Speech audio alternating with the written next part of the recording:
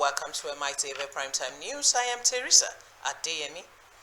Days after the killing of at least 16 soldiers and officers of the Nigerian Army in Okwama community of Delta State, the state governor Sheriff Oborewori visited President Bola Tinubu at the Aso Rock Villa, Abuja on Tuesday.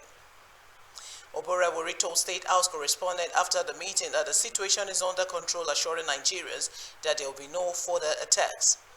The governor declined to confirm alleged reprisal attacks by the military and the number of casualties, saying it's constrained to speak on such issues being an unfolded security matter. Oborewori said he met with the security heads in Bomadi on Monday, but is yet to meet members of the community involved as they currently dispersed and at large. At least 16 Nigerian soldiers were killed while on a peacekeeping mission to douse clashes between Okwama and Okoloba communities in Ugeli South local government area of Delta State. Our commanding officer, 2 majors, 1 captain, 12 soldiers and 1 civilian lost their lives in the ambush on Thursday, March 14, 2024. What has been happening before now? The peace accord. So it's not one-sided story. You know the terrain of that place, the Okwama terrain, you must go by boat. Where I visited was Bomadi. Like I said, we had a meeting yesterday with the security heads where the commanding officer, general commanding officer of 6D was there. The JTF commander was there, was in attendance. We've all agreed, all the security agencies are putting heads together, we're on the same page to fish out the real culprit. Because innocent people will not suffer from it. And they have assured that no innocent. The Senate has called on the federal government to apprehend the perpetrators of the horrific killing of military personnel in Okwama community in Delta State on March 14, 2024 and bring them to book. The upper legislative chamber equally called for the recruitment of more policemen so that the military will not be dragged into civil matters. These were some of the resolutions reached on Tuesday's plenary after a brief debate on 2 motions by Senator Abdulaziz Yaradua and Ede Dafinon. Lawmakers described the act as provocative, saying that the incident presents danger for the innocent indigents of the communities in the region. President of the Senate, Godswill Akpabio, advised the military to carry out thorough investigation so as to ascertain that those that murdered soldiers in Delta State are actually Nigerians. Senator Akpabio expressed doubts if the culprits are from the Niger Delta. They were not only killed, but their bodies were also decapitated.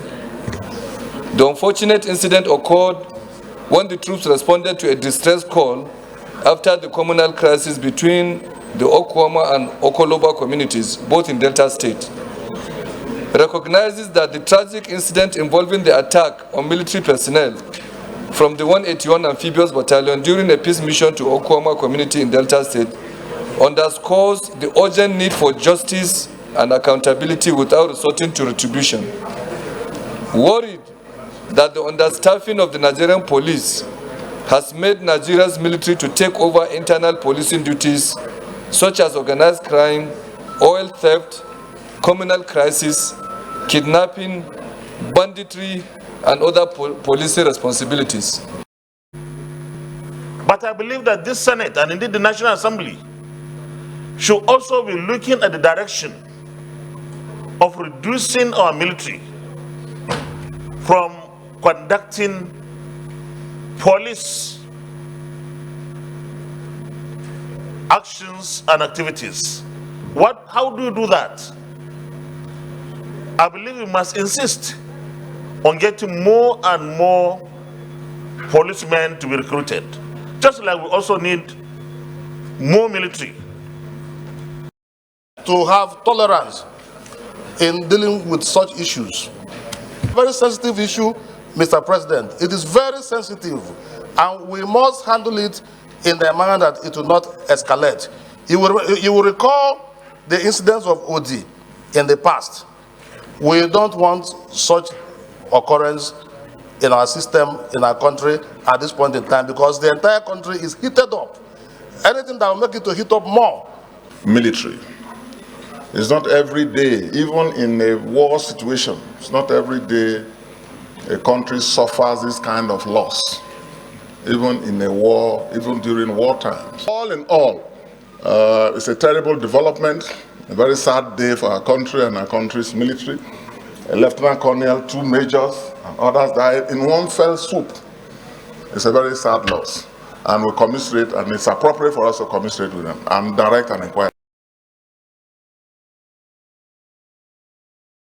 Not at war, even in a period of war, to lose such number of personnel, no community will go to the extent of doing this kind of thing. I don't think they are from Niger Delta. So I think the first point should be that we should first establish the culprits who committed this crime.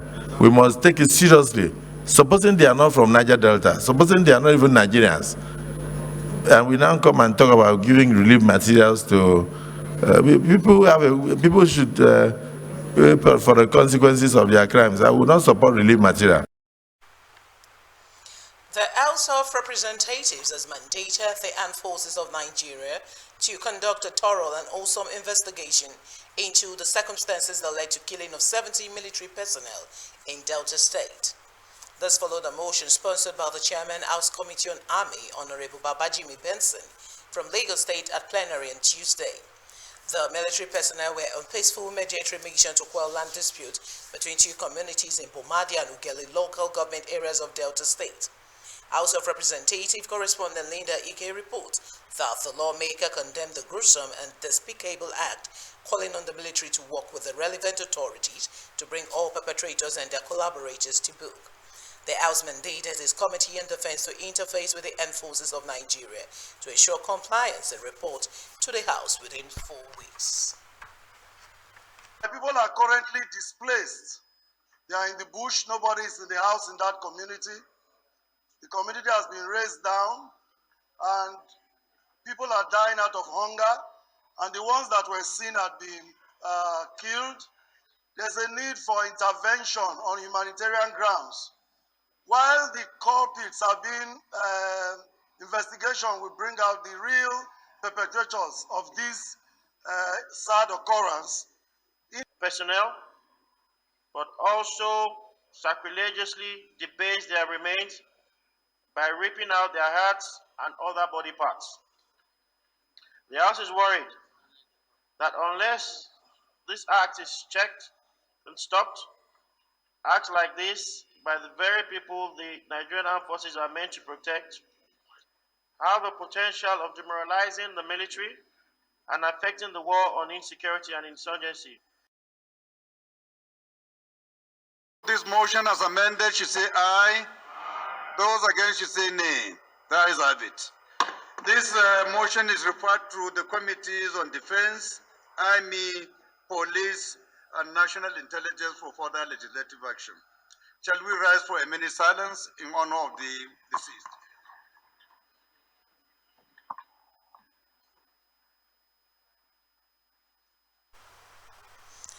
The House of Representatives has summoned the Permanent Secretary of the Ministry of Health to appear before 8 of his sections of the law. Chairman, House Committee on HIV/AIDS, Tuberculosis and Malaria Control, Honorable Amobi Oga, gave instruction over the refusal of the Permanent Secretary to honor the invitation of the committee for 3 consecutive times. House of Representative Correspondent Leader Ike reports that Honorable Oga had noted the committee's invitation to the ministry is to ascertain an alleged embezzlement of $300 million meant for procurement of anti-malaria for communities. They are not here to defend these allegations. Let's bring these allegations when they are here. They have refused to come. Let's not tell them what they are going to hear when they come here. When they come here, then we can now attack them or present them with whatever allegation we have. First of all, they blacklist them, that they are not qualified. When we already have an executive order, and we already have a clearance from the National Assembly. Mr. Chairman, why are we talking about this today? We need some scapegoats here. This is not good for us. We now understand why the permanent secretary has been invited 3 times and has refused to show up before this honorable committee. I think it is necessary that we summon them. I move a motion, Mr. Chairman, that we use the powers conferred to us by the Constitution and the standing order that we serve to summon the Ministry of Health, not just the permanent secretary, but also the minister in charge.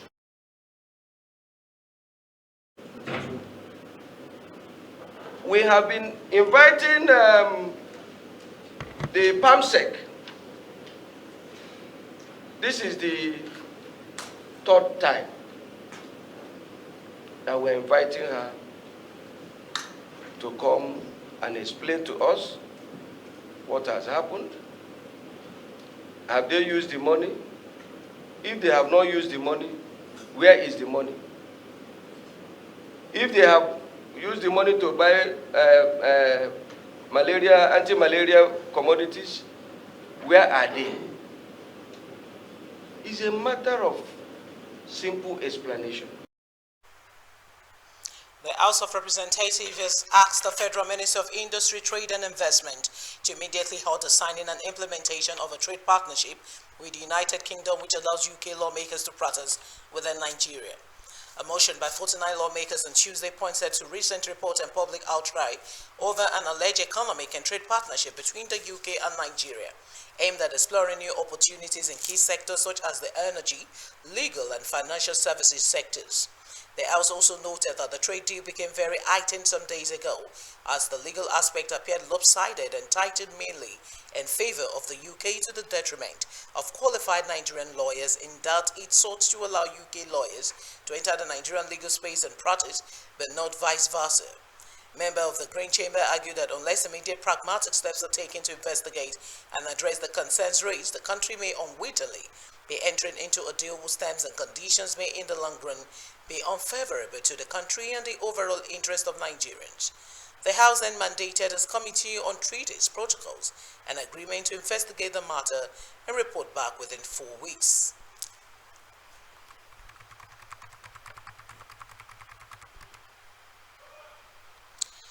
The Lagos State government has appealed to the residents to give both government at the federal and state level some time to find lasting solution to the economic hardship experiencing by the populace. The Deputy Governor, Dr. Bafemi Kadiri, who made the call at a Republic Ramadan lecture held by Apapa local government, said the current economic downturn will soon be reversed to the betterment of everyone. The Deputy Governor, who was represented by Lekon Balogun, enjoined Muslims to make good the period of Ramadan to see goodness of Allah into the country. In his lecture, The Role of the Community in Governance, a lecturer from Faculty of International Language, Lagos State University, Dr. Said Zimei, admonished Muslim faithful to abide by the tenets of Islam and maintain closeness with Allah during and after the Ramadan period. The chairman of Apapa local government, Idowu Adejumoke, Sebanjo, charged everybody to uphold love and unity and always extend hands of fellowship to brothers and sisters during the holy months of Ramadan and thereafter. It's a very welcoming program. It's very good. Apart from the fact that it's the holy month of Ramadan, if you listen to the lecture of the convener, of the chief lecturer, and the virtues that he asked us to uphold during this month of Ramadan and even beyond after Ramadan is over, are the kind of things that we are supposed to uphold as people, as citizens, as community members. According to Islam, the act of governance is a collective responsibility. It is something that affects everybody. Our collective actions ultimately interprets or affects the nation. So the basic steps we should take, we should support government's policies with obedience, with compliance. Secondly, the Prophet ﷺ commanded us to obey all laws, and above all, we should develop a positive attitude to the country, or to the people in government. We need to show more love for our country. We need to show more love for our community.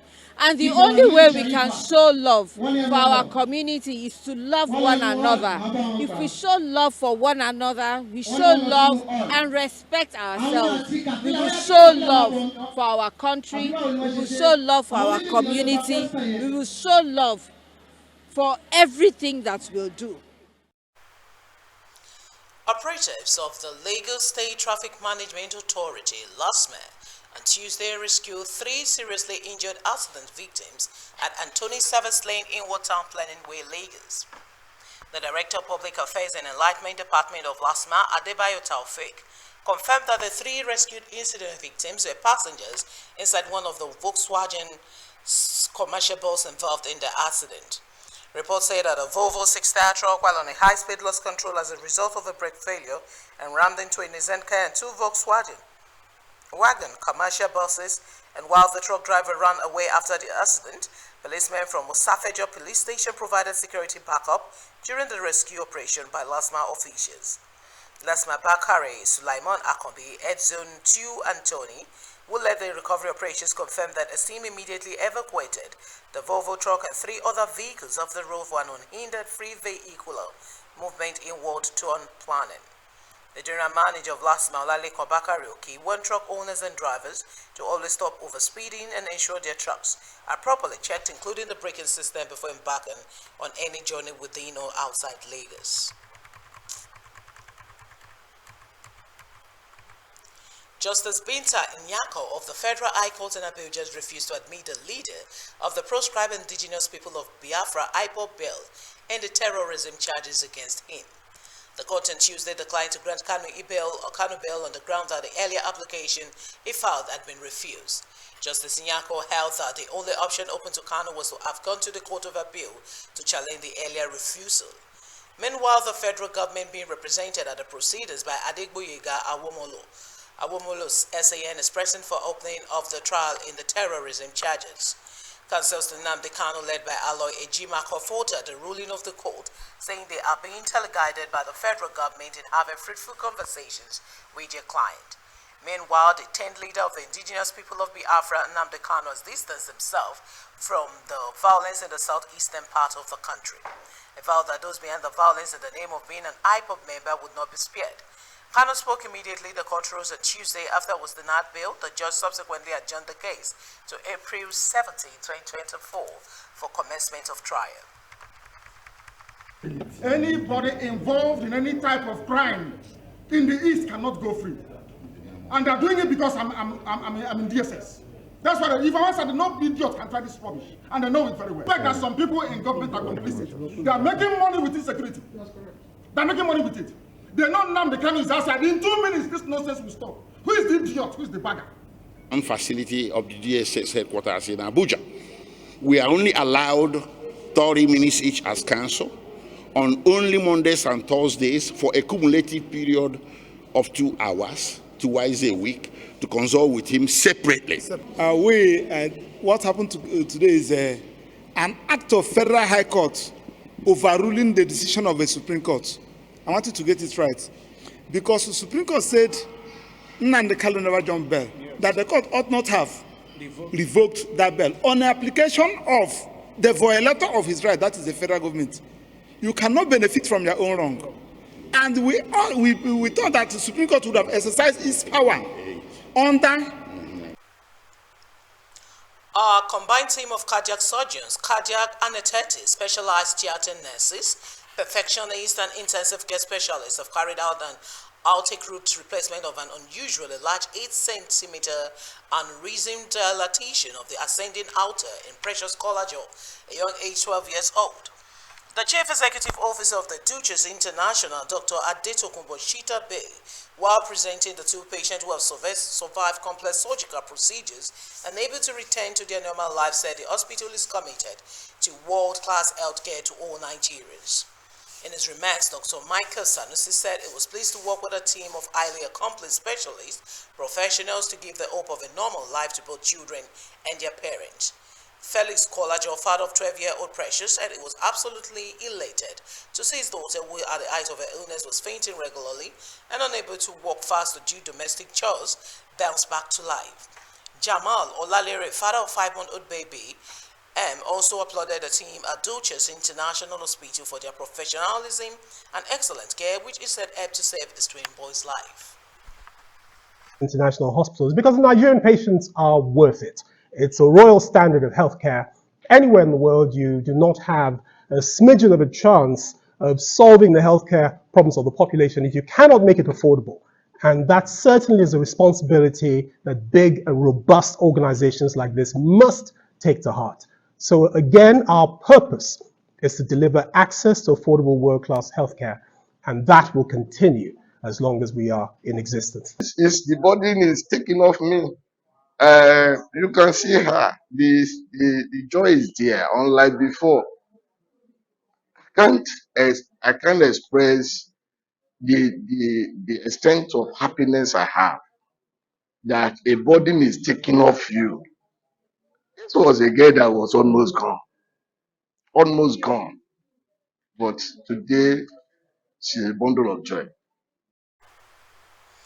Following the increase in spate of kidnapping of school children and the recent kidnap of over 200 students in Sokoto and Kaduna State, the call for state police has once again come to the front burner. The National Association of Nigerian Students, Zone D, made the call during a courtesy visit to their patron, Otumba Olushino Okunshola, at his residence in Ibadan. The coordinator for the zone, Comrade Alau John, said kidnapping of school children will further discourage indigent parents from sending their children to school, which will further increase the number of out-of-school children on the street. John appealed to government at all levels to beef up security around school premises to forestall the kidnapping of students.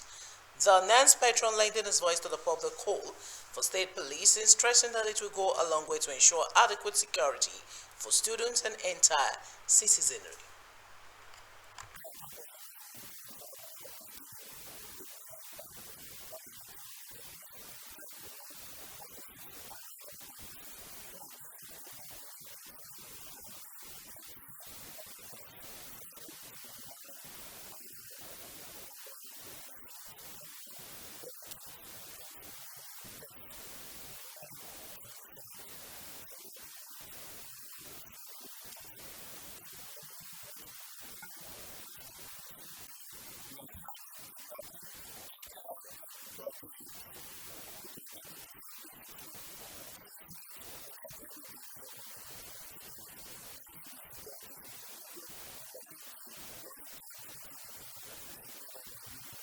On the right part, the patron of the National Association of Nigerian.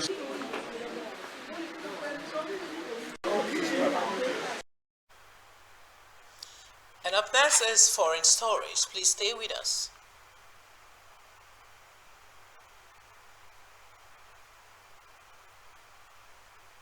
As an online entrepreneur, I am an advocate for tax morale, and I urge my fellow entrepreneurs to fulfill their civic duty by filing their returns. I handle my business with integrity, and my customers trust me. And it is my civic duty to file my returns and pay my tax because I trust the government.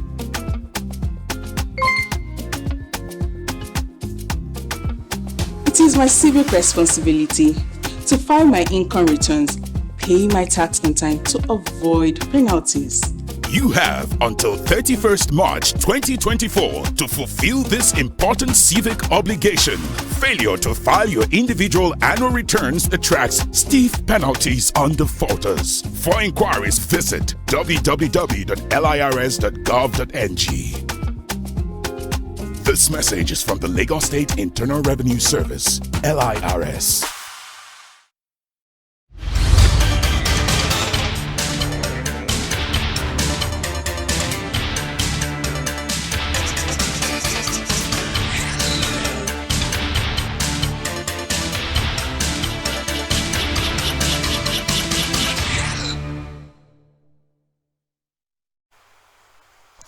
Welcome back now to the foreign scene. The United Nations has said the number of people affected by violence in South Sudan surged by 35% in the last 3 months of 2023 due to intercommunal conflict.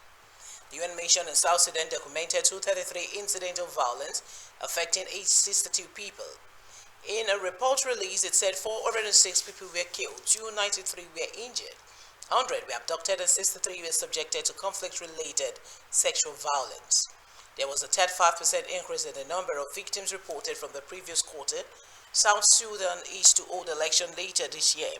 The first since the 2018 peace deal between President Salva Kiir Mayardit and his former rival, Riek Machar, that ended a 5-year conflict that killed hundreds of thousands. Russia has appointed Admiral Alexander Musayev as acting commander-in-chief of its navy after his predecessor was axed due to repeated hits on the Black Sea fleet by Ukrainian attacks. According to the news agency, Musayev, former commander of Russia's Northern Fleet, was formally engaged in his new role at an official ceremony on Tuesday. He replaces Admiral Nikolai Yemenov, the 61-year-old had been in the post for nearly 5 years, but was reportedly sacked after the losses of a string of warships. The appointment of Musayev, also 61, marks the biggest shakeup in Russia's military top brass since the sacking of Aerospace Force Chief Sergei Surovikin last year. And up next is sports stories. Please stay with us.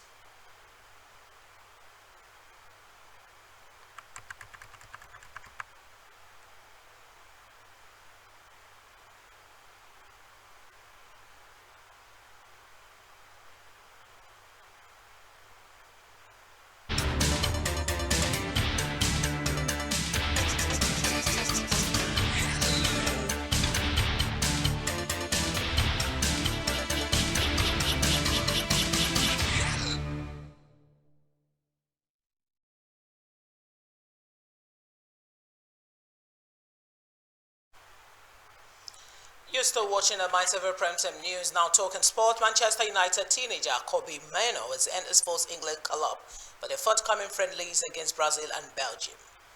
Mainoo is said emerging as one of the United brightest youngsters in a breakthrough season for the 18-year-old, establishing United central midfield after 20 impressive appearances this term. Mainoo has been rewarded with a promotion to the England squad as debut towards Euro 2024. Mainoo moved into Gareth Southgate's senior group, having initially been named in the England under-21 squad. In their final matches before Southgate names the squad for the European champion in Germany, England faced Brazil at Wembley on Saturday and host Belgium on March 26.